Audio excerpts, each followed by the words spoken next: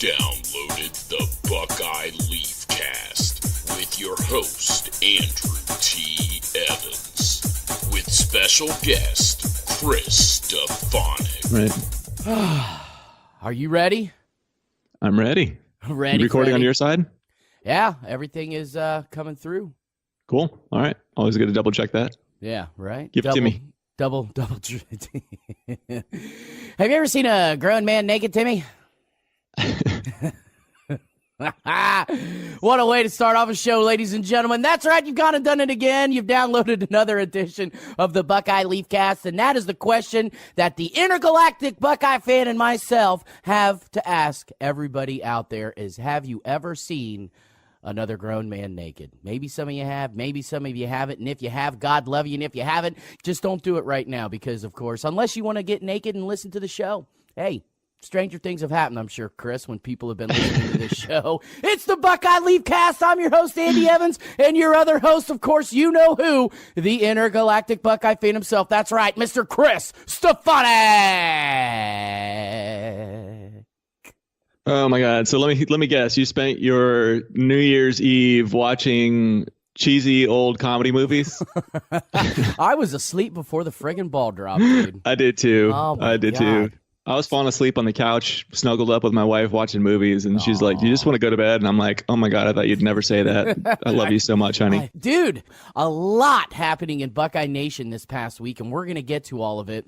But, of course, you know, the big thing, we talked about the Rose Bowl. We did a Rose Bowl preview. The game is now over. The Buckeyes won. Big victory over the 9th-ranked Washington Huskies, 28-23. It got a little hairy there in the second half, Chris, but the Buckeyes were able to hang on and get the win, and they got the win for their embattled head coach one last time, Mr. Urban Meyer. He is now officially done, Chris. It's in the books. 7 years of Urban Frank Meyer is now officially over, and I'd like to start off this podcast and talk about his legacy. I mean, we've talked about Urban, you know, a few times, of course, after he announced his retirement there, the week after the Michigan game, that the Rose Bowl was going to be his last game, donning the scarlet and gray, at least as a head coach roaming the sidelines. That's now in the books, and wow, what a ride, Chris. Seriously, dude, what a ride, brother. I mean, when he first came in, I had my doubts. I talked about that in the last podcast. I kind of want to reiterate it. I really did have my doubts, but, you know, Urban, and the reason I had my doubts is because everything that happened with him down at Florida, you know, there were several of his players that were getting in trouble, getting arrested. You know, let's face it. I'm sorry, if you graduated from Florida, I've actually got a family member who went down to Florida, got a great education. She's doing very well for herself. I know she's, at least I would assume she's a happy UF alum. But, you know, some of the standards there in some of those SEC schools, especially when it comes to, I think, athletics, are a lot different than up here in the Big Ten.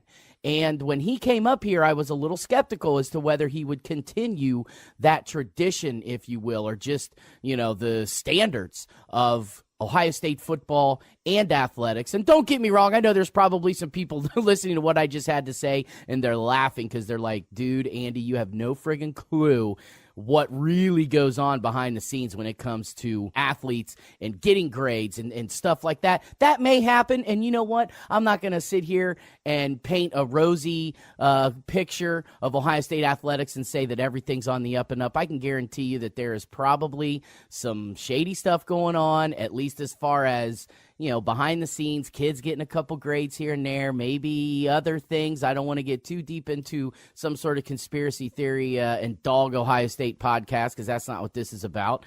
Trying to keep it lighthearted and talk good about Buckeye Nation, but let's be realistic. There's probably things like that going on, and I had my doubts, but it really seemed like Urban came in here and he held those standards high. You know, a lot of these kids and me, you know, having, you know, that inside seat to go to the interview sessions and stuff and really see and talk to these kids, you know, one-on-one, or at least in a interview session style, you know, type of setting, where these kids, they really did all seem like good kids. I'm sure there are a few bad apples in the bunch, but for the most part, it really seemed like Urban did a hell of a job in his 7 years here. For the most part, kept things clean. If there was trouble, he nipped it in the bud. And unfortunately, his final year had to end in somewhat of a scandal, which I thought, quite frankly, was a BS scandal. And I would have said that about any coach at any school.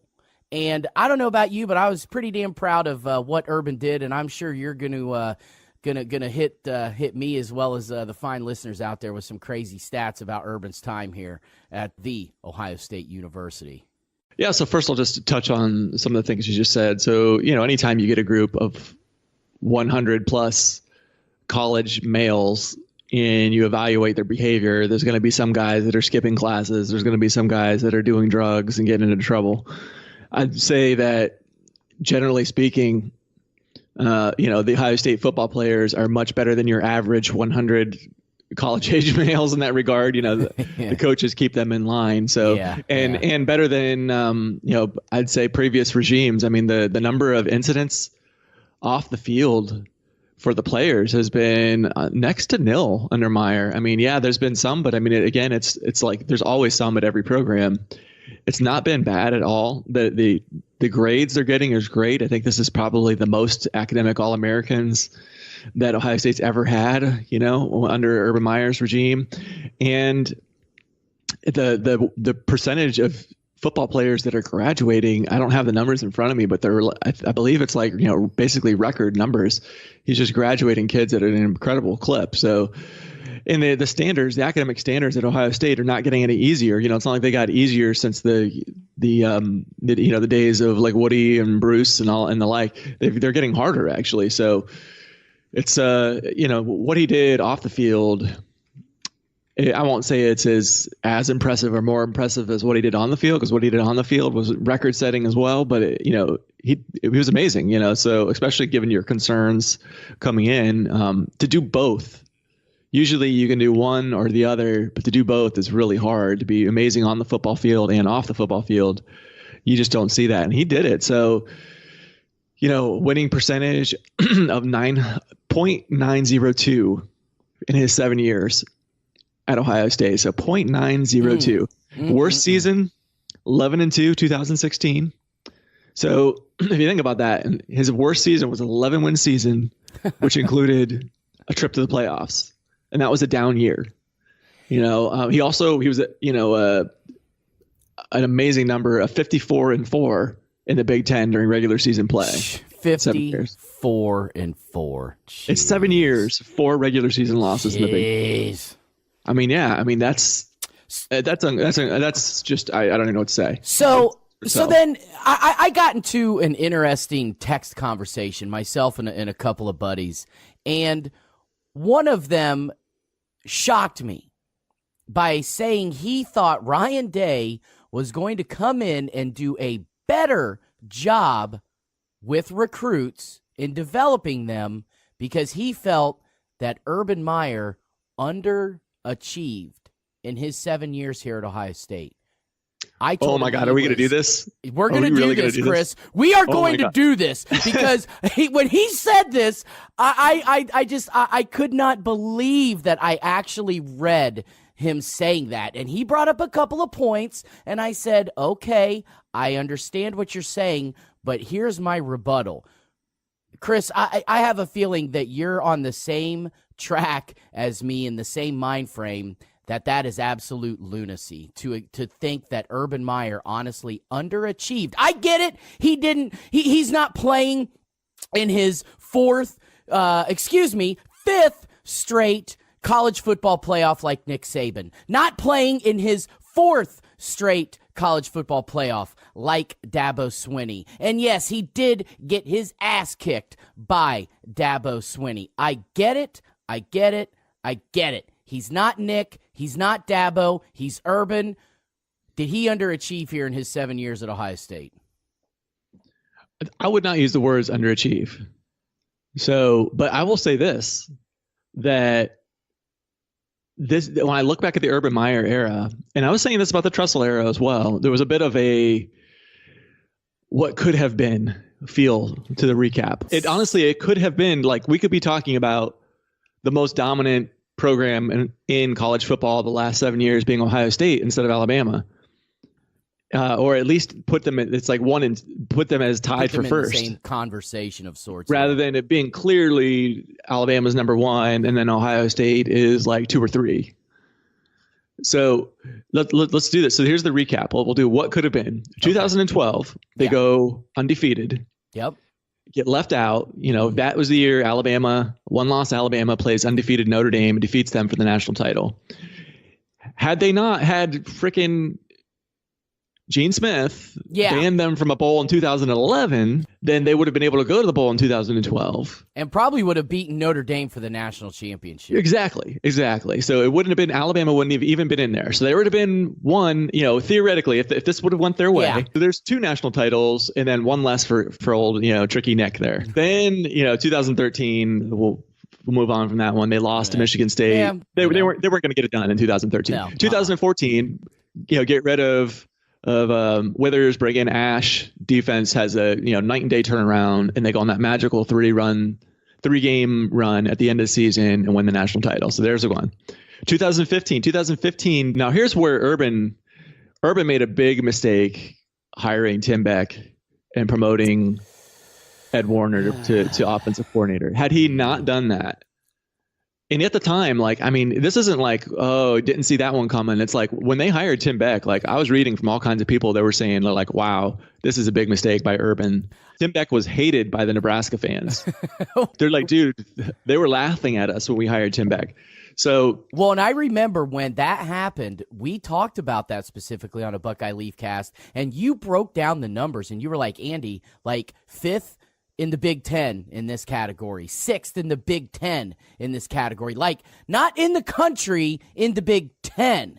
So at that point, you could see Tim Beck's mediocrity. Right. So they bring him in. This is honestly, probably a better team than 2014. It had basically all the same guys. There had everybody back. Everybody. The only people didn't have back was Devin Smith.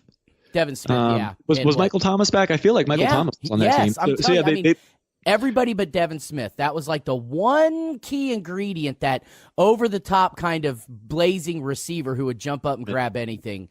Devin Smith. He was the only guy missing. The big loss from 2014 to 2015 was Tom Herman, and it was just a glaring drop off. Yeah. So, but that's the year. They had a team. You remember how after they lost to Michigan State, they still only lost one game, and it was by a field goal in a hurricane. To a good Michigan State team. I feel like that was on the road too. No, that 2015 season, that was at home. Oh, was it at home? Okay. Yeah. Then after that, they whipped Michigan and whipped Notre Dame. I think if you put them in the playoffs, even with Tim Beck and Ed Warner at the helm, they probably win it. It was another one of those where the committee is changing what their priorities are. Oh, this year we're gonna send Penn State because they won their conference, but the next year they sent Ohio State, even though they didn't win the conference, or you know what I mean. So it's if very easily Ohio State could have been in that top 4, and if they were, I think they could have won it, and they very easily could have won that Michigan State game and gone undefeated. You know what I mean? It's right, 2015. Right. Let's just say that they don't get beat at home on a last-second field goal by Michigan State, and they do win. Do they crush Michigan the next weekend? Do they spank them that bad? Because you remember 2015. That was kind of like the Michigan State game was like the culmination. The offense did not look great, did not look crisp. The whole thing, back and forth. Cardale, JT, Cardale. They look gangbusters with Cardale the last 3 games of the 2014 season. Then they decide to start, Urban decides to start Cardale at the beginning of 2015. And the offense did look anemic. Looked anemic. Yeah, that was just a terrible culmination from throughout the season. And finally, things just happened in the Michigan game where they came out and just absolutely walloped Michigan. And then to your point, like you said, went on and convincingly beat up on Notre Dame in the bowl game. But if they beat Michigan State Do they end up doing that to at least Michigan, the very next weekend? That's my thing. I mean, that's the coulda, woulda, shoulda that I think of. Would they have been motivated enough to go up there and pound Michigan to close out the Big Ten season with just that one loss? Or at that point, it would have been an undefeated season, and they would have gone on to play in the Iowa in the Big Ten championship game, which Michigan State barely beat to get into the college football playoff. So, but coulda, woulda, shoulda. If they had beaten Michigan State, they move on to the college football playoff and probably close things out with another national championship. I'm just saying it's not hard to envision how a ball bounces one direction, a different direction here, a catch made there, whatever. It would not have taken a whole lot for them to be the national champions in 2015, considering it was the best team of the whole freaking Urban Meyer era, most talented anyway. Right. So it very easily could have been, and let's face it, probably should have been. I mean, they were the best team in the country, so they should have been the national champions that year. And they just, for whatever reason, last second field goal, whatever you want to say, they didn't get it done that year, but very easily could have been national champions that year. So then you're looking at national champions 3 of his first 4 years. Through 15. So now we go into 2016. That's the one where they got blown out by Clemson in the playoffs. So obviously not getting it done that year. So 3 out of 5. 2017, last year. So this is the one where, they win the Big Ten, get left out of the playoffs, and smoke USC in the Cotton Bowl. So that one, if you remember, Alabama, I'm trying to think who they knocked. They were number 4 team. There was a lot of controversy that Alabama even made it. Who did they play in the first round? Clemson. Right. So Clemson, I felt like Clemson was the number 1 team in the country, and Alabama beat them like 24-7. Right. And I was looking at it like, how did Clemson beat them? Clemson, their offensive line was not very good, and Alabama's defensive line just ran roughshod over them. And I was lucky. Like, if you remember, 2017, we had Nick Bosa. We had, a freshman, Chase Young. We had, did we have Tyquan Lewis still? Do we have, I think, we had all those guys. Holmes, we were still Draymond Jones. Sam Hubbard. Yeah, the defensive line was ridiculous in 2017. It was probably the best defensive line of the Urban Meyer era, maybe the best defensive line ever in Ohio State. Just like Alabama destroyed Clemson, I think Ohio State would have destroyed Clemson in 2017. And that was a beauty contest. You had a 1-loss Alabama that did not win their conference getting in over a 1-loss Ohio State that won their conference. Well, and Ohio State a lot had of people 2 losses. Remember, Ohio State had 2. Oh, you're right. They did have 2 losses, but a lot of people were saying Ohio State should get in. A lot of people were like, they did it. They did enough to get in. I mean, there was people saying Ohio State thought that. So it still came down to a beauty contest that Ohio State didn't get in. The narrowest of margins. So I think Ohio State could have easily gotten 31-point loss to Iowa. That was the huge thing. That was a huge thing. So if you, they very easily, even with the 31-point loss to Iowa, a lot of people thought Ohio State should have been. That's my point, Andy. It's not like this was the computers. It's not like they lost to Alabama on a neutral field. It was a beauty contest, and a beauty contest that a lot of people thought Ohio State won. That's all that kept Ohio State out in 2017. And if they're in 2017, I think they're playing in the national title game against Georgia, because I think they did the exact same thing to Clemson that Alabama did. I think it would the strengths and weaknesses lined up Ohio State versus Clemson the same way they did Alabama versus Clemson, and that would have been a chance for Urban to redeem himself in that loss to Dabo and have a shot. And then I don't know that they beat Georgia in the title game, but I think they got a chance. I don't think it's like, oh, they would have got steamrolled by Georgia. I think it's like flip a coin, maybe they play that game 10 times. Maybe Ohio State wins 4, 5, 6 of them, somewhere in there. They certainly don't lose all 10 if they're in the title game versus Georgia. So very easily, I think they could have won in 2017. So now you're looking at 4 out of 6 years, they win the national title. So wait, you're giving them a win? You're giving them a win last year? I'm saying that they could have 12. I'm not 14, saying look. You got to understand 15. here. I'm not. This is a what could have been segment. This isn't what. I know. This isn't like I get it. I know. Had the odds were in our favor that we were going to win it last year, and it was like we just had bad luck, and it's like we flipped the coin and it came up tails 20 times in a row, and that's the only. I'm not saying that. No, I'm just saying like there was a chance, and it wasn't like a 1 in a million chance. Right. I'm not talking about 1 in a million chances. This was like they missed the playoffs by the narrowest of beauty contests. I know. So basically, I mean? though, I'm saying, hey, you're giving them in 6 years now, Urban's tenure, you're giving them 4 national championship wins with 5 appearances. In the playoffs. Five appearances in the playoffs, 4 wins. So then you're looking at, and then this year. There's this year, 1 loss. There was people who said they deserve to be in this year over Oklahoma. There was people that said after watching the Rose Bowl and after watching Oklahoma getting smoked by Alabama that Ohio State deserved to be in. So I think this is a year very easily Ohio State. Again, it was a beauty contest. You had 2 1-loss conference champions. And one of them had a mediocre defense, statistically. One of them had an awful defense statistically. And they both had great offenses statistically. Which one of those had the mediocre defense? Well, it was Ohio State. They were in like the 60s,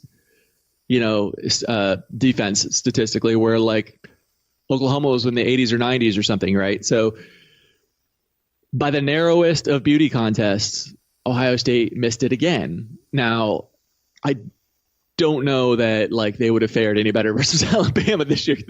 I think they probably don't win it this year. So I'm going to say in 7 years, 4 national titles and 6 appearances in the playoffs. That would have been winning 4 national titles in 7 years would have been better than anything Nick Saban would have done, obviously, because the best he could have done was 3 in 7 years. So like had the ball bounced Ohio State's way, had they won some beauty contests, which, let's be frank, a lot of the reasons why they're losing these beauty contests is because ESPN owns the SEC, and so they promote the hell out of the SEC. They control the narrative to a large extent, being the biggest sports media outlet. They control the narrative. They say the SEC is amazing, the Big Ten is not so great. We hate Ohio State, and that's so they lose a lot of these beauty contests. Ohio State is in a position where they can't leave it up to a beauty contest, where Alabama's in a position where if it comes down to a beauty contest, you're going to give Alabama the benefit of the doubt because one based on their past record, I'll give them that. But 2, they've got the hype machine going for them. ESPN, it owns the SEC, and let's not pretend that they're not biased. So that's what I'm saying. Like looking at what could have been, sure, I can see where I wouldn't say it was underachieving. I would not put it that way at all. But I'm saying what could have been. It could have been an epic run. And you could say the same thing about Trussell. Maybe not quite as bad as like the 4 and 7 years kind of thing, but Trussell left a lot on the table as well. That had a few things gone the other way, like his tenure could have been much better. Now, the one caveat I will say to that is Urban Meyer won a crap load of very tight games. I mean, did he ever lose in overtime? I don't recall a single overtime. No. Yeah, I mean, that's just one example. 4 or 5 times going to overtime. Did he ever lose one of those games where the opponent decided to go for 2? I'm thinking Brady Hoke. I'm thinking Maryland. I'm thinking, where like if they just get just 1 play away from losing, if they go for 2, if they're successful going for 2, they win it. He never lost one of those. I think about all these nail biters versus Penn State. It's basically if it was a close game, Urban won it. I mean, outside of like that Michigan State last second field goal 2015 game, generally speaking, the close ones he won. He lost a few spectacularly, but the close ones he won. And so in those games, very easily, the ball bounces a different direction. Somebody catches a pass. The opponent catches a pass instead of dropping it. Ohio State drops a pass instead of catching it. A referee calls a holding that they missed. That sort of thing. A referee lets them play through a pass interference call that they called. Instead of calling it, they don't call it. You know what I mean? It's like there's so many like those close games were so close that it was like one little thing could have changed the outcome. And he won a truckload of those. So we could be looking back on the Urban Meyer era instead of saying like 4 losses in 7 years. It could have been easily double that. It could have been 8 just based on like in 4 games the ball bounces a different direction, or 4 games one play goes a different way, and a win turns into a loss. So that's the counter argument to that. Seasons in Ohio State history that have 13 wins, so that puts it right up there. And there's no seasons in Ohio State history that has a guy that throws for 4,800 yards and 50 touchdowns. So I mean, Haskins, all he did was break Joe Germain's previous school record by 1,500 yards. Shattered it. 1,500 yards. I mean, Joe, he was close. He just needed to play 3 more games and get over 500 yards in each of them. Or how about this? 5 more games at 300 yards. Think about it. If he was allowed to tack on a few more games at 300 yards a pop, Joe Germain would have needed 5 more games to match him at 300 yards a pop. 5 more. That's insane. I mean, oh my God, just shattered it. So it's going to be fun. So I'm already excited for next year. This episode of the Buckeye Leafcast, ladies and gentlemen, has been brought to you by Chris. One of your favorite things to talk about aside from the Buckeye Leafcast? Yeah, sure. So I have a personal development podcast called Choice Conversations. If you just go to whatever your podcast app is and search for Choice Conversations, you'll find me, or go to choiceconversations.com, where I like to talk about how you can improve your life. So come check it out, Choice Conversations. You're feeling down, you're feeling blue, go see the Intergalactic Buckeye fan. He'll lift you up and get you through. Nice. I just kind of came up with that right off the top of my head. I thought you were going to say, go break out your podcast app and look up who, is what I was waiting for. That's not bad either. This edition of the Buckeye Leafcast also brought to you by Christie's Cleaning Services, LLC. It's not clean until it's Christie clean. Be sure to visit our Facebook page at Christie's Cleaning Services, LLC. And it's also brought to you by Columbus Wired, for your premier source for Central Ohio sports, above and beyond the entire state of Ohio, even at times. Be sure to check us out at columbuswired.net. So, Chris, there you have it.